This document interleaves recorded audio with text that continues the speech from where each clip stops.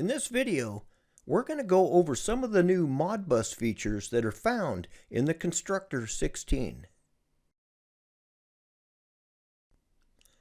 Let's start with the basic navigation of the new Modbus controls. Up on the main toolbar, we now have a Modbus menu, and from there you can enable and disable the Modbus features. You can also use the manager to add modules to your project. And we have some serial port utilities. Down on the main toolbar, we have a button down here now that allows you to enable and disable the Modbus features from here.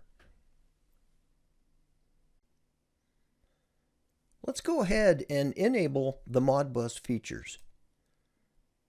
Now there isn't a lot to see inside the Modbus window right now. That's because we don't have any modules included in our project.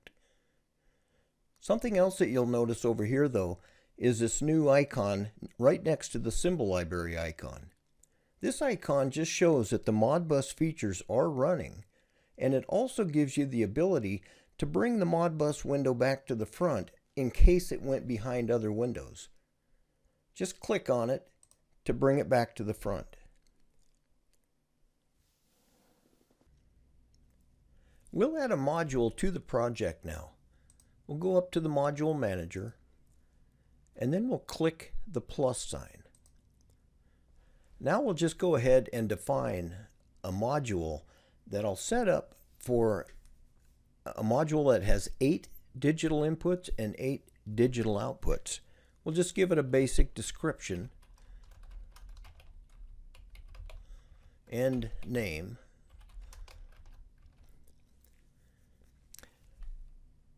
And now we'll decide whether we want to communicate with the module using TCP/IP or serial port. We'll go ahead and leave it as a serial port, which means that we have to give it a slave ID. This module has a value of 1 for the ID. Now we'll go to the digital section and we'll put in the 8 inputs and 8 output, and then just hit OK.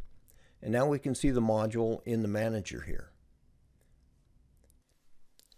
Let's re-enable the Modbus features. And now we can see the new module within the Modbus window. And it shows that there's 8 digital inputs and 8 digital outputs. Now these are indicators for the current state of the inputs and the outputs. And even though we don't have any symbols in our project that are linking the symbols to any of the inputs and outputs, the inputs of the module are active right now.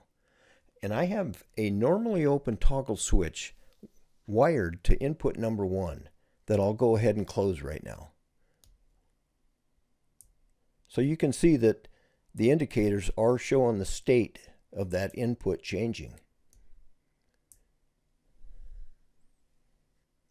Okay, I've added a normally open switch and a yellow indicator light to the project.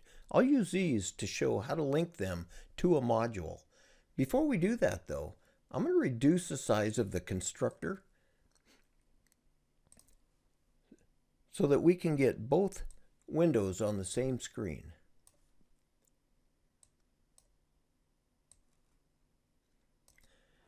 Now to link a symbol to a module, right-click on the symbol, select Modbus.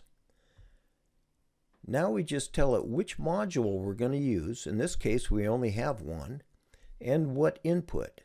I'll set it to input number 1. Now, if we wanted to remove the link, all we'd have to do is go back in and just uncheck it. But we'll leave this one linked to it. Now we'll set the indicator light to an output. We'll set it to output number 3.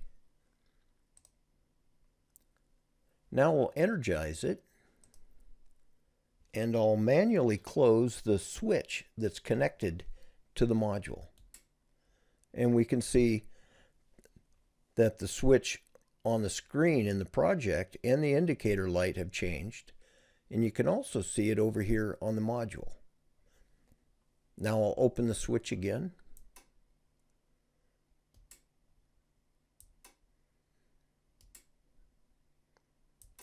And we can clearly see they are linked together. We'll add an analog module to the project now so that I can demonstrate the settings on it. We'll give it a basic description and name.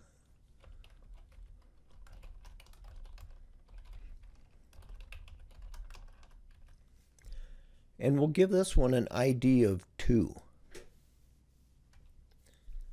Next, we'll go to the analog inputs, and we'll tell it how many inputs there are, 8. And we'll also configure the values for these channels.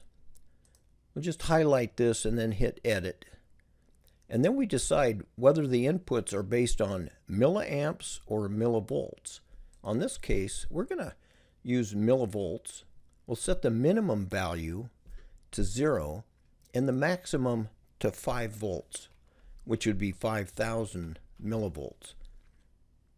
Now the threshold setting, that's just a bridge basically between an actual analog device, such as one of these modules, and the Constructor program, which still uses a binary engine. A binary engine is where the program looks at the state of a device as either on or off. So this is just a bridge, and we'll set this at half of what the maximum is. So 2.5 volts. And that just tells the constructor that if the input voltage is at or exceeds the 2.5 volts, it's going to consider it on. If it's below that, it's going to consider it off. Now, if the module supports it, you can independently set each channel. In this case, we're just going to set them all the same. And now we'll set the outputs. Same thing, 8 outputs. And we'll set the values here. We'll say it has a 0 minimum value and a maximum, we'll say, of 12 volts on the output. And then you can set the actual amount of voltage. So in this case, we're going to say it's half of that. We'll say it's 6 volts output when it's on. Then just hit OK. We can see the analog device in here, and we close that window. Now we can see the analog module over here, but in this case it turned red. Now that's because I don't actually have an analog module connected to it. At least not one that is set for the parameters that this one has. So that's why the program says that there's an error and it turned it red. Now if you go up to the manager again, you're going to see that it disabled it. So if we actually had a way of fixing the problem, and we did fix it, we could re-enable it, close this window, and it's going to attempt to communicate with it again. But in this case, since there is no module, it can't. And so it, once again, set it to disabled. We'll leave it disabled now. And so when it's disabled, it turns gray. Let's add one more module to the project. We'll make this one a digital that uses TCP/IP as a communication. We'll give it a real basic description and name again.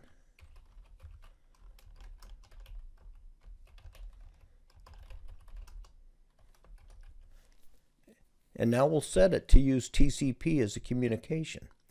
So we enter the address,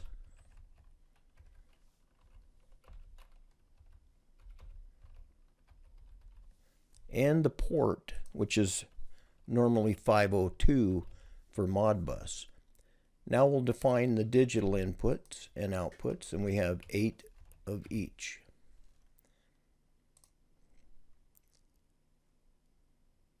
And now we'll go ahead and close it. So we can see we have our third module now, and this one is green because it is communicating with it. I added 2 more normally open switches and 2 more indicator lights so that we can link them to that new module.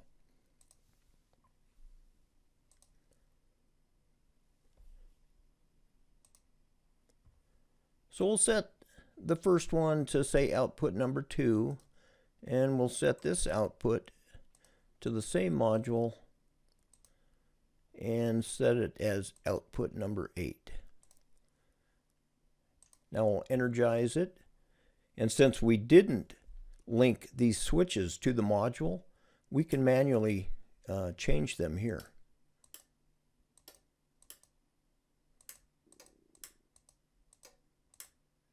And we can see they're working.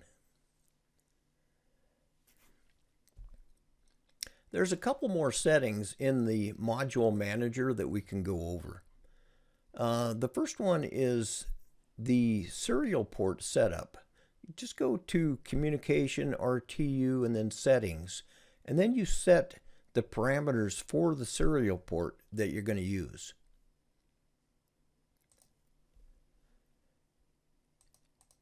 And when you define a module, you have the option to actually save it so that you can use it later. Just set the location and the name. And then when it comes to adding it to your project, you can just load it.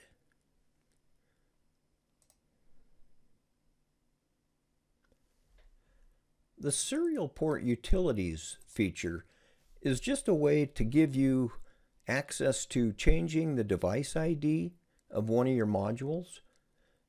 You need to know the current ID of the module, and then you set the new ID that you want it to use. You do need to know the memory location of where the module stores it, and that may vary between brands. In this case, this module uses hexadecimal 4000 for the memory location.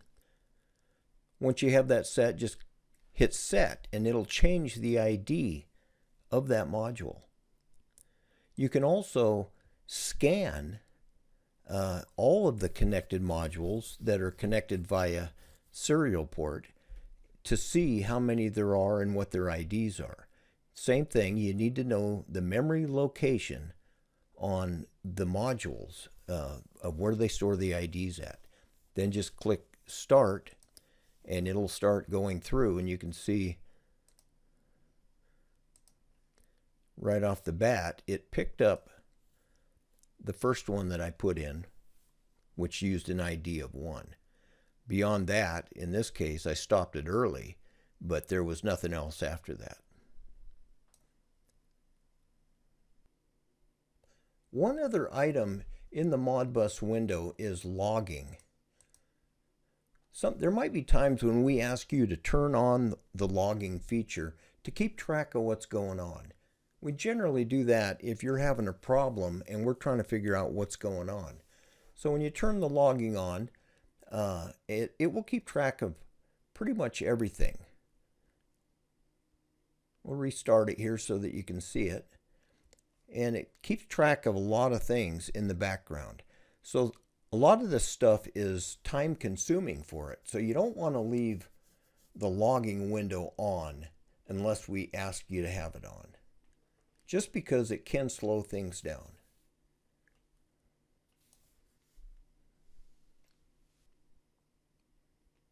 Okay, that pretty much covers it for the new Modbus features as of right now. Thanks for watching.